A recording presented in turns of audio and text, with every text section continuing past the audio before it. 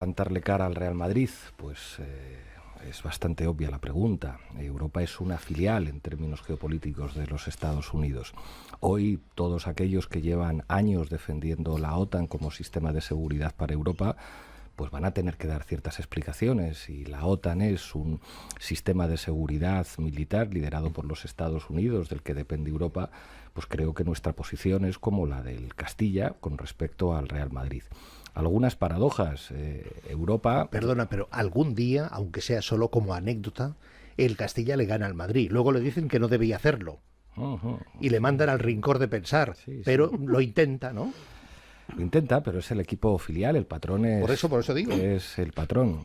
En Europa nos llevan diciendo 3 años que no se podía negociar con Vladimir Putin, y ahora Europa pide, por favor, levanta la mano para estar en una mesa de negociación en la que en principio, pues a la vista de la comunicación de Trump, van a estar Estados Unidos y Rusia. Claro, venía escuchando Radio Nacional en el coche y lo que se decía es como que Europa tiene que enviar tropas. Eso es lo que plantea Macron. Pues vamos a concretarlo eso. Tropas francesas, tropas españolas... No es la primera vez que italianas. Macron lo dice, pero hoy parece que eso va a estar encima de la mesa del encuentro informal de París. Bueno, si eso ocurriera, para que todos los oyentes lo entiendan, eso querría decir que habría soldados españoles allí y que volverían seguramente muchos cadáveres de soldados españoles y de soldados de otros países de la Unión Europea que habrían entrado en combate con fuerzas rusas. A mí me parece que la relación de la Unión Europea con Rusia debería ser distinta, no una relación de amistad, pero al menos sí una relación de cierta conveniencia. El suministrador histórico de energía a Europa, entre otras cosas a través de un gaseoducto que se llamaba Nord Stream, que era una infraestructura estratégica entre Alemania y Rusia, era precisamente Rusia. Ahora tenemos que comprarle el gas a los Estados Unidos, tenemos que pagar la factura de la guerra de Ucrania, mientras que Estados Unidos se va a quedar con las tierras raras y va a convertir a Ucrania en una colonia, y además tenemos que enviar a soldados españoles, franceses, británicos, italianos, polacos a morir combatiendo con Rusia en lugar de tratar de mantener un status quo de una relación autónoma con respecto a una potencia geopolítica como Rusia. O sea, yo creo que deberían irse todos a su casa, empezando por Josep Borrell y todos aquellos que durante estos años nos han dicho que la guerra contra Rusia era una cuestión de democracia contra el autoritarismo y que ahora levantan la mano para estar en la negociación. Todo al tiempo que se practicaba una política de apoyo al genocidio de Israel. Lo que está haciendo Trump no tiene nada que ver con que a Trump le guste la paz, es pura geopolítica. Al tiempo que quiere parar la guerra acá, quiere profundizar el genocidio en la Franja de Gaza, pero el ridículo que ha hecho la Unión Europea y sus instituciones es mayúsculo, y ya solamente faltaba tener que enviar soldados españoles a que vuelvan en cajas de madera de Ucrania. Pero Europa necesita tener un proyecto de seguridad propio. Y lo que sería... O sea, estás diciendo, Jesús, que Trump está provocando a Europa en el sentido de reacciona, que he llegado yo, a ver si así te pones las pilas. Bueno, no digo que esa sea la intención de Trump, que la intención de Trump obviamente sería que Europa no pinte absolutamente nada en el tablero mundial, ¿no? Pero lo que digo es que por necesidad me parece que la reacción de Europa, insisto, si quiere seguir manteniendo un proyecto europeo sólido y hacia la unidad política, desde luego necesita reaccionar. O vamos a admitir ser, digamos, un convidado de piedra para luego que además se nos reclame no estar en la mesa de negociación y luego además garantizar la seguridad de las fronteras que queden. Es que es absolutamente disparatado, ¿no? Claro, pero entonces yo creo que, Jesús, tienes que proponer que la base militar de Morón salga de nuestro país. Porque este planteamiento de no podemos ser convidados de piedra, no nos podemos dejar humillar, tenemos no sé cuántos millones de soldados y tal, con bases militares de Estados Unidos, con mayor capacidad operativa que la que tiene nuestro propio ejército, nos sitúa en una posición de hacer el ridículo. Si la Unión Europea va hacia un proyecto de seguridad propio, es decir, de tener unos ejércitos propios, y desde luego creo que estaremos de acuerdo, yo eso de el aumento del gasto militar sin plantear la condición de que eso no vaya a comprar armamento a Estados Unidos, sino que bueno, la producción al menos fuera europea. Esa es una condición sine qua non. Pero lo que digo, en el punto que sea de ese camino de proyecto de seguridad europeo, las bases americanas en España pintarían entre poco y nada. Pues claro, esto ya es un cambio cualitativo. Claro. Vamos, si en Infolibre o en El País se hace un editorial que dice salgamos de la OTAN, dejemos de depender tecnológicamente del armamento de los Estados Unidos, ya estaríamos... No adelantes 10 movimientos en el tablero, porque es que no funciona así, sí, Pablo, claro, pero, tú lo sabes perfectamente. Pero claro, lo que no se puede es estar a favor de la OTAN hace 2 semanas, decir que cualquiera que hablara de paz era prorruso o que escribía con caracteres cirílicos y de repente buena parte de la prensa proatlantista en nuestro país que de repente ahora están... Sí, pero sabemos de lo que estamos hablando. En este país, defender que había que negociar con Rusia y que había que buscar una solución diplomática era algo criminalizado sistemáticamente en los medios de comunicación. Hay un audio tan repugnante de Javois, de Manuel Javois, diciendo no, que llame Yone Belarra a Putin para negociar y no sé qué, que ahora está pintando la cara de buena parte de los sectores progresistas que estaban defendiendo que la OTAN era nuestro sistema de seguridad. Y de repente resulta que el jefe de la OTAN, que se llama Donald Trump, dice que él va a negociar con Rusia, que se va a quedar con Ucrania entera, con las tierras raras, que la factura la tiene que pagar Europa, y ahora nos ponemos patriotas europeos y decimos que tenemos que poner a funcionar nuestro ejército para seguir... Acabo ya.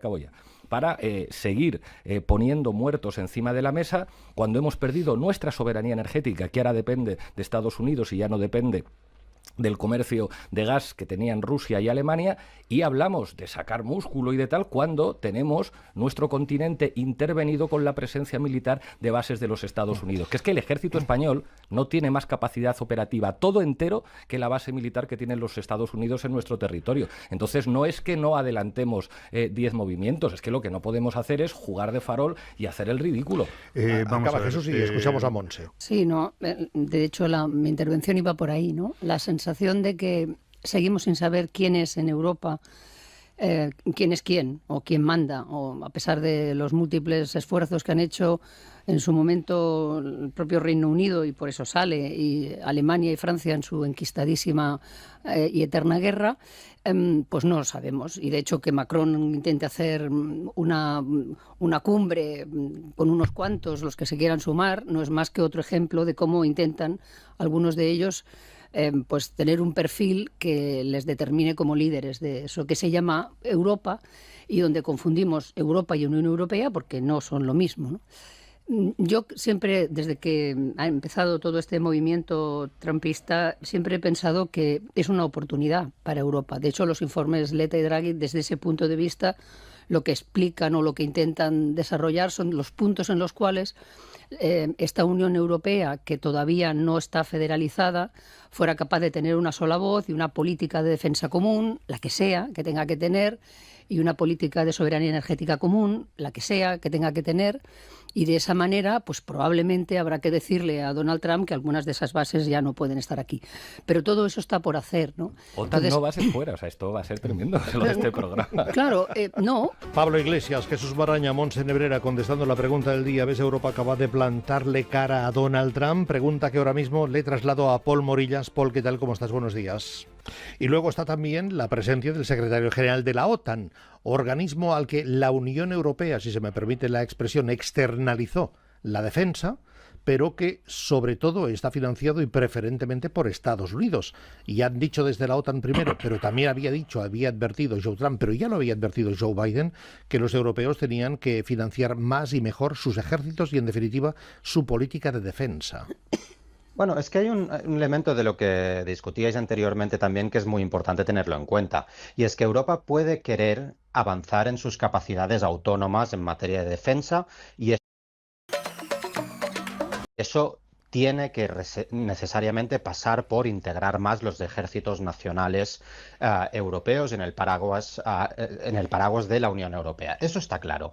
Pero a día de hoy, cualquier capacidad de esos ejércitos europeos de desplegarse en territorio, en combate o para asegurar un alto el fuego, como quizá fuese el caso en Ucrania, eso necesita seguro capacidades que los europeos no tienen y que tienen los americanos, ya sea en materia de inteligencia, de capacidades propiamente dichas militares. Eso los europeos todavía no lo tienen, o lo tienen en insuficiente cuantía como para tener un papel sobre el terreno efectivo, ¿no? Por lo tanto, esa dependencia de Estados Unidos no es solo una dependencia política o diplomática o incluso de seguridad, de concepto de seguridad. Es una dependencia real, física, militar, de capacidad de acción, de operación, y eso no va a cambiar de la noche a la mañana. Esto necesita todo un proceso para avanzar en esa dirección. Por lo tanto, la incógnita que tenemos ahora mismo, o la contradicción, si queremos, es que Donald Trump, por un lado, dice los europeos tienen que encargarse,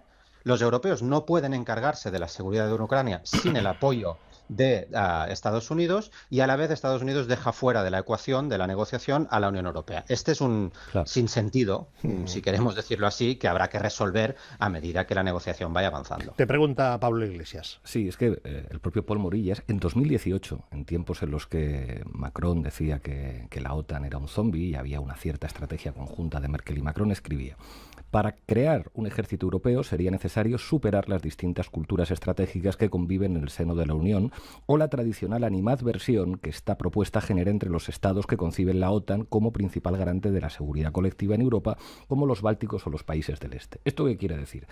Después de que se dejara entrar al Reino Unido a la Unión Europea, algo que De Gaulle nunca habría permitido, que ha sido el proxy de los Estados Unidos, la ampliación hacia el este hizo que en realidad en Europa tiene más votos Estados Unidos que cualquier tipo de planteamiento europeísta. A los Estados Unidos, no solamente a la tradición trumpista, siempre han asumido Varsovia como un lugar más cercano a su política hacia Europa que Bruselas. Claro, pensar ahora en un contexto en el que la guerra es una realidad, con la presencia de bases militares, con los amigos de Trump cada vez más fuertes en los gobiernos, con el gobierno de Trump haciendo política a favor de Alternativa por Alemania en las propias elecciones alemanas, después del atentado contra Nord Stream, que es evidente que tenía el ok de la OTAN en el contexto de hacerlo precisamente contra una infraestructura estratégica de uno de los países más importantes de la OTAN y el gran motor económico de Europa. Claro, mi pregunta es, en este contexto, ¿con qué fuerzas cuenta Macron para plantear ahora una Europa independiente militarmente de los Estados Unidos? Que, ojo, a mi juicio, su relación con Rusia no se debería basar en una hostilidad que yo creo que sería desfavorable para la Unión, sino en tratar de recomponer una suerte de relaciones claves para que Europa tenga algún tipo de autonomía estratégica en el plano energético, que es que esta guerra ha servido para que Europa ya no tenga relaciones con Rusia en lo que se refiere a sus infraestructuras energéticas estratégicas, sino que dependa de Estados Unidos en lo energético, en lo militar, y con buena parte de los países de la Unión Europea más cerca de